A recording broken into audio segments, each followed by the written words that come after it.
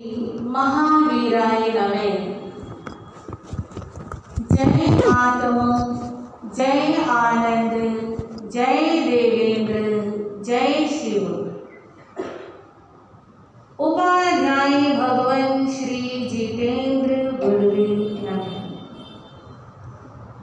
जय शशिकांता, जय सरिता, जय अजय, जय मंजूरा। गुरु कृपा से गुरु चरणों में रहकर ये तुच्छ बुद्धि जो भी स्वीकार कर पाई, कुछ आपके समक्ष रखने का प्रयास करूं। श्रवण भगवान महावीर स्वामी की अंतिम देशना श्रीमद् उत्तराध्ययन सूत्र की पावन पवित्र आनंददायिनी कल्याणकारिणी वाणी, जिसमें आप श्रवण कर रहे हैं तीसरा अध्ययन, जिसका नाम है चतुरंगीय।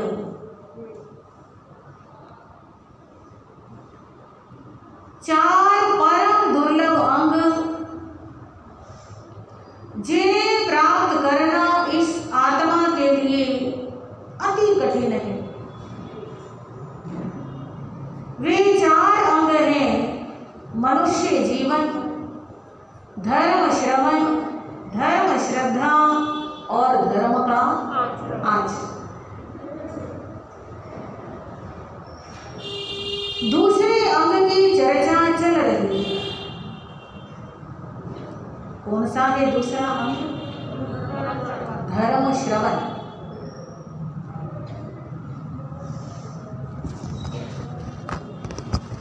थोड़ा सा सिद्धांतों की दृष्टि से, आगमों की दृष्टि से हम विचार करें कि धर्म श्रवण को दुर्लभ क्यों कहा। आपको बताया गया था संसार के जीवों में एक इंद्रिय जीवों की संख्या सबसे अधिक है। एक इंद्रिय का मतलब उन्हें केवल एक इंद्रिय मिली है। कौन सी? स्पर्श इंद्रिय। तो उनके लिए धर्म सुनने का कोई सवाल ही पैदा, जब कान ही नहीं है। फिर बे इंद्रिय, उनको भी कान नहीं मिले। तेज इंद्रिय, चौर इंद्रिय, उनके पास भी श्रोत इंद्रिय है ही नहीं। फिर पंचेंद्रिय, पंचेंद्रियों में भी नरक गति के जीव धर्म श्रवण नहीं कर सकते। तिर्यंच गति के जीव अगर पिछले जन्मों का कोई पुण्य साथ दे तो किसी किसी जीव को धर्म सुनने का मौका मिलता है, बाकी बिल्कुल। देवगति के जीव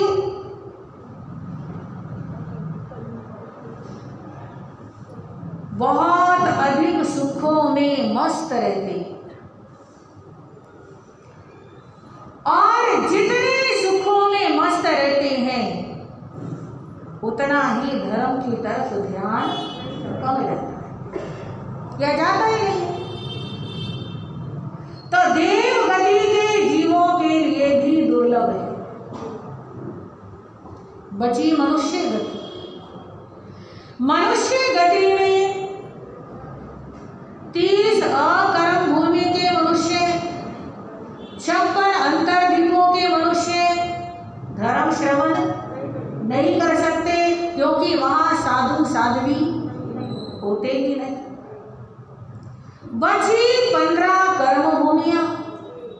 कर्म भूमियों में भी अनार्य देश ज्यादा है और आर्य देश बहुत थोड़े हैं। आर्य देशों में भी आर्य लोग कम है और अनार्य लोग ज्यादा है, अनार्यों की संख्या बढ़ती जा रही है, आर्यों की संख्या घटती जा रही है। आर्य मनुष्यों में भी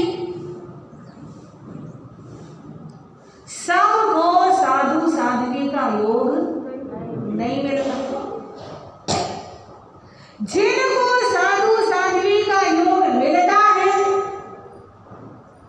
आर्य भी है, साधु साध्वी का योग भी मिलता है, पर फिर भी धर्म श्रवण नहीं कर पाते। क्यों नहीं कर पाते? ये 13 कारण भगवान ने बताया। 13 में से कल कितने बता दिए? 6 बता। 7वां कारण है कृपणता, कंजूसी। कई लोग मन में विचार करते हैं, स्थानक जाएंगे, साधु साध्वी के पास जाएंगे तो कुछ ना कुछ दान भी करना पड़ेगा। अगर नहीं करेंगे तो समाज में इज्जत नहीं होगी, आदर मान नहीं होगा। तो कहीं मुझे कुछ दान ना करना पड़ जाए, कहीं अपने धन में से कुछ धन ना देना पड़ जाए, इसलिए मैं तो स्थानक जाता हूं। बहुत सारे लोग इस वजह से भी स्थानक में आते नहीं। 7वां कारण। 8वां कारण भय। प्रवचन के अंदर साधु साध्वी जी महाराज बताते हैं, ये कर्म करोगे तो ये फल मिलेगा, अगर ऐसे कर्म करोगे तो नरक में जाना पड़ेगा, नरक के जीवों को ऐसे ऐसे दुख उठाने पड़ते हैं। वो सारा चित्रण करते हैं, वर्णन करते हैं, बताते हैं। तो किसी किसी को ये वर्णन सुन करके मन के अंदर भय व्याप्त हो जाता है, डर बैठ जाता है कि स्थानक जाते हैं तो ऐसी बातें सुनाते हैं और ऐसी बातें सुनने से मन डरता है, इसलिए स्थानक जाना ही नहीं, जाएंगे नहीं तो ऐसी बातें सुनेंगे भी नहीं, और सुनेंगे नहीं तो डर भी नहीं आएगा। ये भी एक कारण होता है। 9वां कारण है शोक।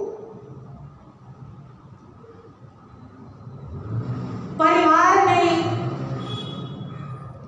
किसी प्रिय व्यक्ति की मृत्यु हो जाए, पत्नी की मृत्यु हो गई तो पति शोक में डूब जाता है, पति की मृत्यु हो गई तो पत्नी शोक में डूब जाती है। माता पिता चले गए, भाई चला गया, संतान चली गई, बेटा चला गया,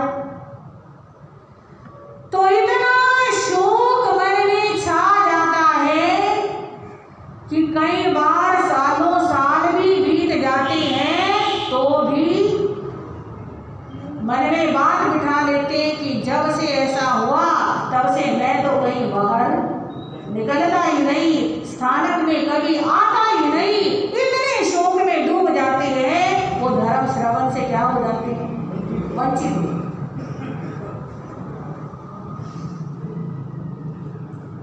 बंधुओं, धर्म श्रवण हर बीमारी का इलाज है, खास रूप से मानसिक रोगों का। मन में तनाव है किसी भी चीज को लेकर के, तो प्रवचन सुनने से, धर्म सुनने से मन को शांति मिलती है।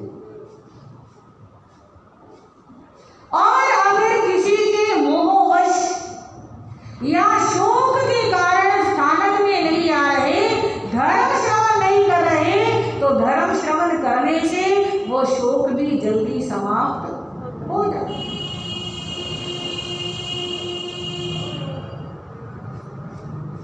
थोड़ा सा घर से बाहर निकले, धर्म स्थान पे आए, पवित्रता का अनुभव करें, धर्म सुने तो पता चलता है कि ये तो एक दिन सबके साथ होना है।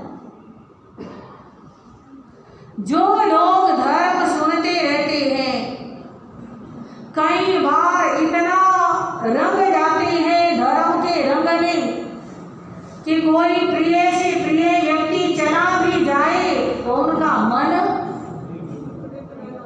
मन विचलित नहीं होता, क्योंकि सुन सुन करके मन में एक विरक्ति का भाव, एक जागृति का भाव, एक संसार की नश्वरता का भाव बैठा रहता है, जो उसे उस गहरे शोक में जाने से बचा देता है।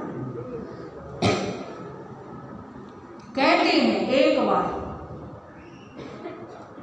एक श्रावक जी थे, उनका नित्य नियम था प्रवचन में जरूर आना, समय पर आना, समाहित करना, ध्यान से प्रवचन सुनना। कुछ भी हो जाए, किसी भी कारण से कभी भी लेट नहीं होते, कभी भी छुट्टी नहीं करते थे। एक दिन लेट हो गए। अब जो ऐसे श्रावक होते हैं उनके बारे में सब लोगों को पता होता है और साधु साध्वी का भी ध्यान रखते हैं कि वो श्रावक जी तो पहले आके समय के लेते हैं, आज वो क्यों नहीं आए अभी तक। प्रवचन के अंत में आए, मंगल पाठ श्रवण किया बिल्कुल सहज भाव से। गुरुजी ने पूछ लिया, श्रावक जी आज लेट कैसे हुए?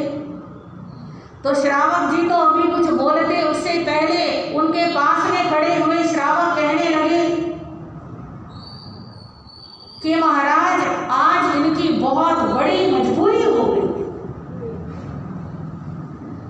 गुरुजी कहते हैं, श्रावक जी क्या मजबूरी हो गई?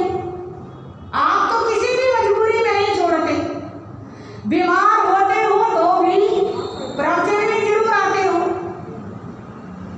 तो वो श्रावक कहने लगा, गुरुजी आज मैं एक मेहमान को विदा करने गया। क्या करने गए थे? मेहमान को विदा करने गए थे। दूसरे श्रावक ने कहा, गुरुजी इसके जवान बेटे की मृत्यु हो गई है, ये उसके संस्कार में। और देखो संस्कार करते ही शमशान से कहा और कोई चेहरे पर उदासी नहीं, कोई गम नहीं, कोई शोक नहीं, कोई चिंता नहीं। पिता के सामने पुत्र चला जाए तो उससे बड़ा दुख कोई नहीं होता, पर जिसने धर्म को समझ लिया, जिसने संसार के असली स्वरूप को समझ लिया, वो बड़ी से बड़ी समस्या आने पर भी विचलित नहीं।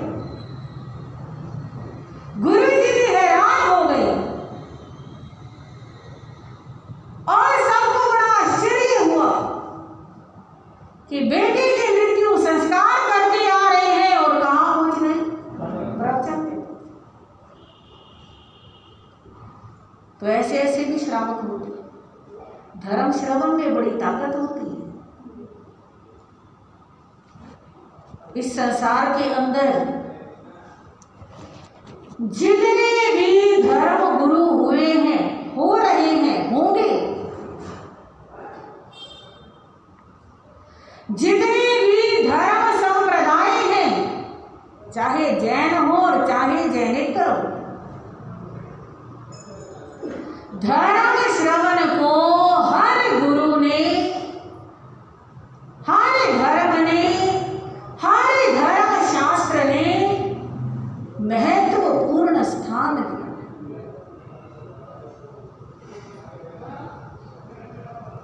कहीं पर धर्म श्रवण कहा जाता है, कहीं प्रवचन श्रवण कहा जाता है, कहीं कथा सुनना कहते हैं, कहीं व्याख्यान कहते हैं, कहीं सत्संग कहते हैं। शब्दों का अंतर है, भाव वही। भगवान श्री महावीर स्वामी जी भी फरमाते हैं, जीवन में धर्म की शुरुआत धर्म श्रवण से होती। कहां से होती? सुनेगा तो जानेगा, और जानेगा तो कुछ करेगा। जब सुनेगा ही नहीं तो जानेगा कैसे, और जानेगा नहीं तो कुछ करेगा कैसे? ऐसा कहा जाता है, तीर्थंकर भगवंतों के कोई गुरु नहीं होते।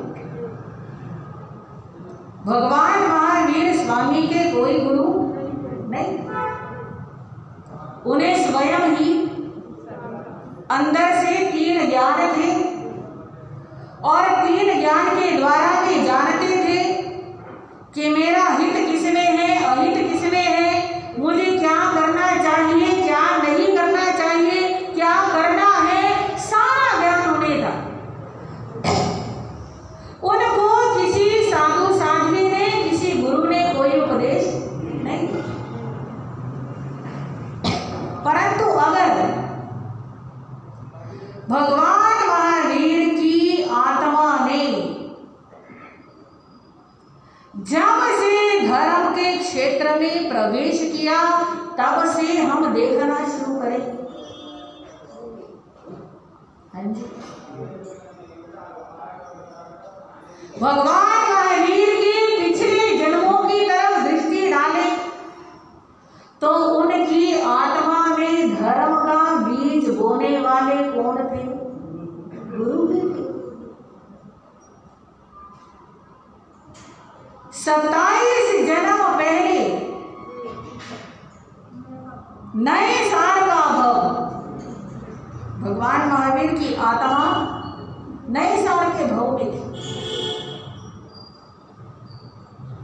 वनों में गए हैं लकड़ियां काटने के लिए। एक मन में सहज भावना रेडी है, कोई भी अतिथि मिले, कोई भी याचक मिले, अपने भोजन में से कुछ भोजन किसी को खिला करके फिर सहज भाव, बड़ी पवित्र और अच्छी भावना है। भोजन का समय हुआ, पत्नी कहती है भोजन कर लो, और नए सार इधर उधर देख रहा है। संयोग की बात, रास्ता भूले हुए कोई संत मुनिराज उधर ही आ पधारे, उठा, आगे बढ़ा, विनती की, अपने टिफिन में से भोजन लिया। संतों को भी जरूरत थी, उन्होंने लिया, ग्रहण किया, और कहने लगे भैया रास्ता भूल गए हैं, जंगल से बाहर का मार्ग बता दो। रास्ता बताने गया। संत मुनिराज मन में विचार करते हैं, इसने हमें वन को पार करने का रास्ता बताया, जंगल से निकलने का मार्ग बताया, हम इसे संसार से निकलने का मार्ग बताया। संतों की सेवा कभी खाली नहीं जाती। देखने में लगता है कि ये कुछ देते नहीं, पर जो संत देते हैं वो और कोई कुछ दे ही नहीं सकता। धर्म का उपदेश दिया, नए साल की आत्मा ने पहली बार सम्यक्त्व का स्पर्श, मिथ्यात्व से सम्यक्त्व में आ गए, अंधेरे से प्रकाश में आ गए, ज्योत से ज्योत जला दी और बस वहीं से आत्मा की दिशा बदल गई। निश्चित हो गया कि ये आत्मा मोक्ष को अवश्य प्राप्त करेगी। तो वो आत्मा की दिशा बदलने वाले कौन थे? गुरु थे। भगवान महावीर के भाव में किसी के उपदेश की जरूरत नहीं पड़ी। उसका कारण यही था कि पिछले जन्मों में इतने अच्छे से उपदेश को आत्मसात कर लिया कि उस जन्म में बिना उपदेश सुने आत्मा आगे बढ़ गई। पर गुरु का उपदेश तो सबसे जरूरी है। कहते हैं जिसके जीवन में गुरु नहीं उसका जीवन शुरू नहीं। जिसके जीवन में गुरु नहीं उसका जीवन शुरू नहीं। शुरू का मतलब आध्यात्मिक जीवन, आध्यात्मिक जीवन की, संयमी जीवन की शुरुआत कराने वाले कौन होते हैं?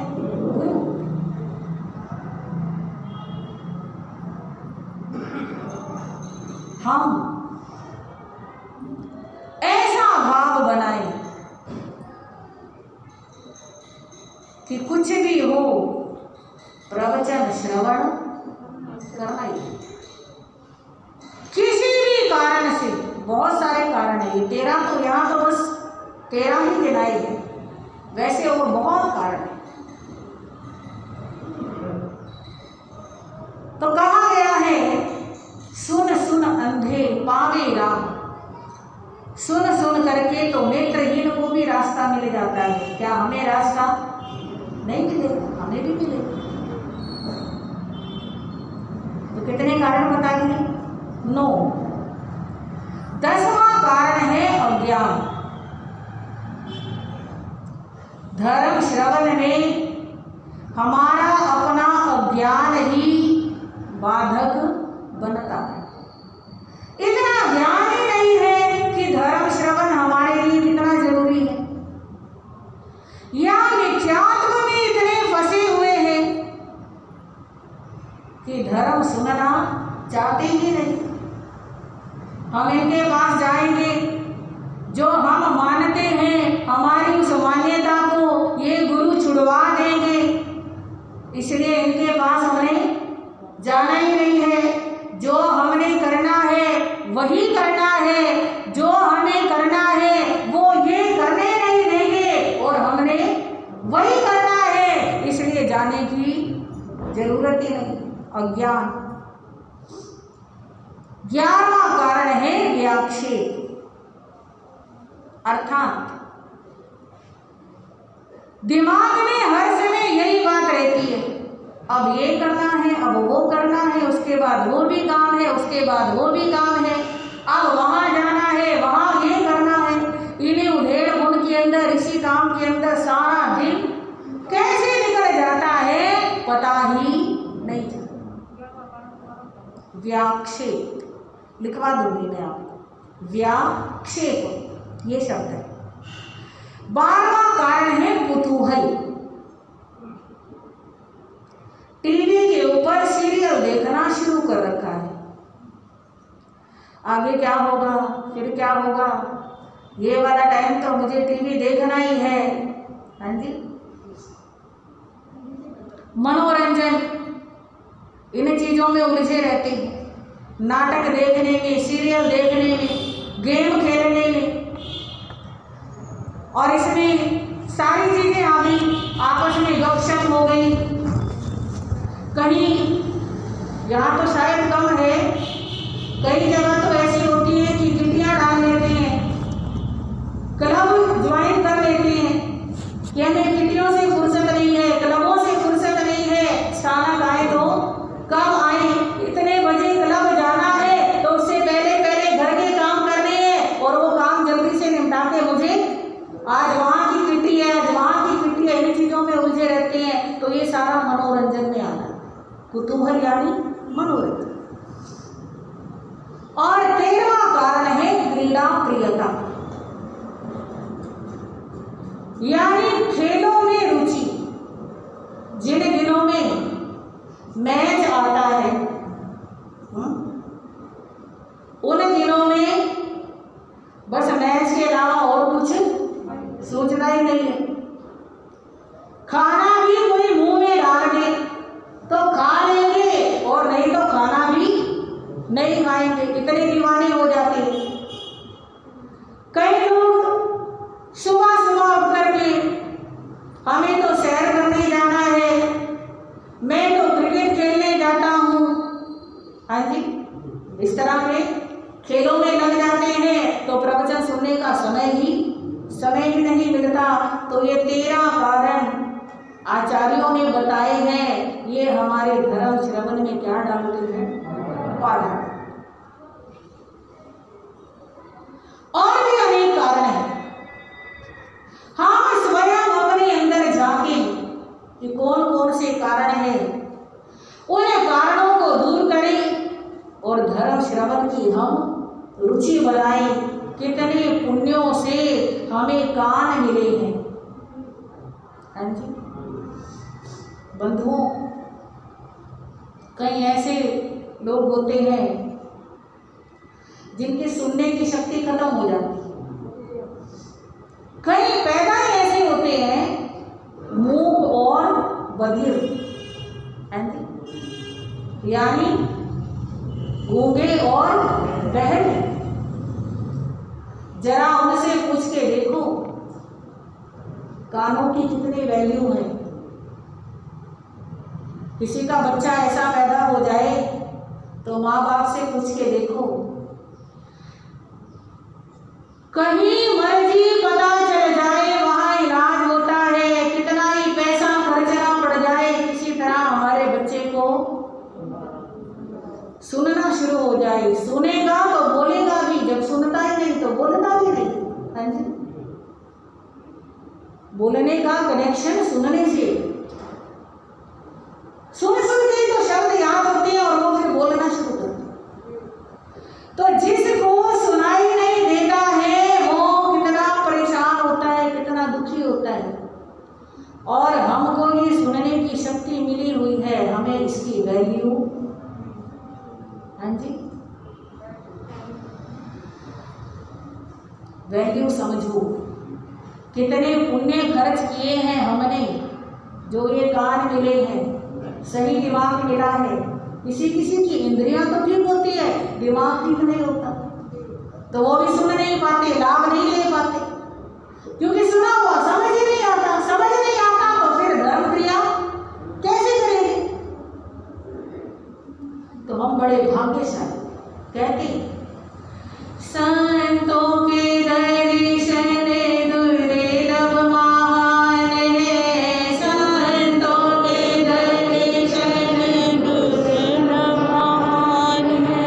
पावे पुण्यवान कोई, पावे पुण्यवान है, पावे पुण्यवान कोई, पावे पुण्यवान है। कोई पुण्यवान ऐसा होता है जो संतों के दर्शन करता है, जिसके मन में स्थानक आने की, संतों के दर्शन करने की, प्रवचन सुनने की लगन लगती है। हमारे आगमों में एक प्रसंग आता है भरत चक्रवर्ती का। सिंहासन पर बैठे हैं राज दरबार में,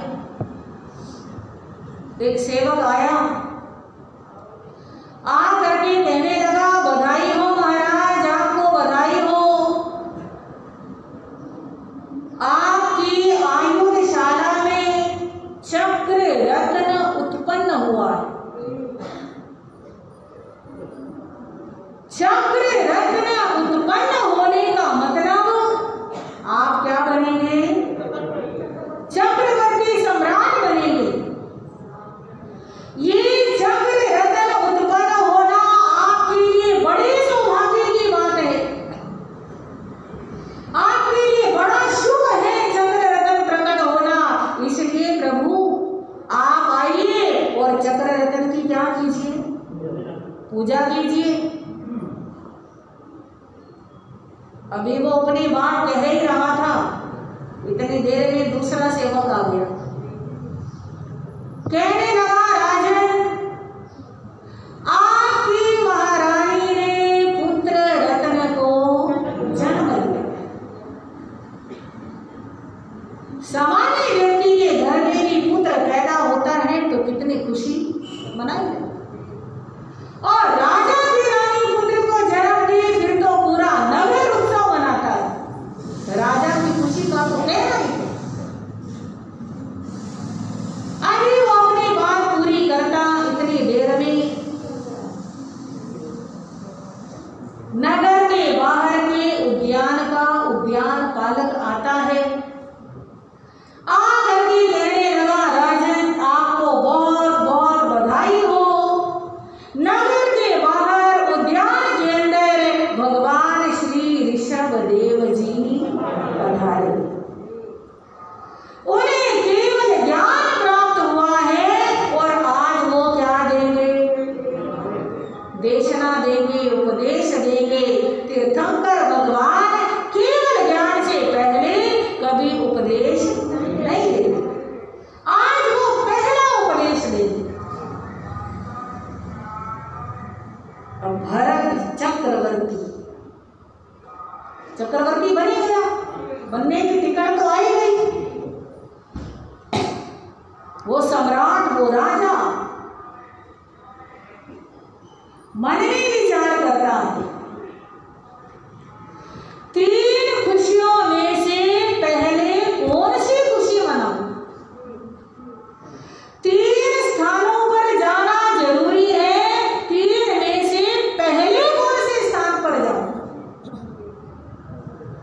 और उनकी अंतश्चेतना, उनकी आत्मा कहती है, अंदर से आवाज आती है, चक्र रतन प्रकट हुआ है तो मैं चक्रवर्ती बनूंगा। अगर मेरी किस्मत में लिखा है तो बनना ही है, उसकी पूजा पहले करूं बाद में करूं कोई फर्क नहीं। पुत्र रतन भी उत्पन्न हुआ है, हो गया, कहीं जाने वाला नहीं, उसके जन्म की खुशी भी बाद में मनाई। परंतु भगवान ऋषभ देव जी के दर्शन, उनके प्रवचन, उनकी वाणी सुनने का अगर आज मौका खो दिया तो दोबारा पता नहीं मिलेगा या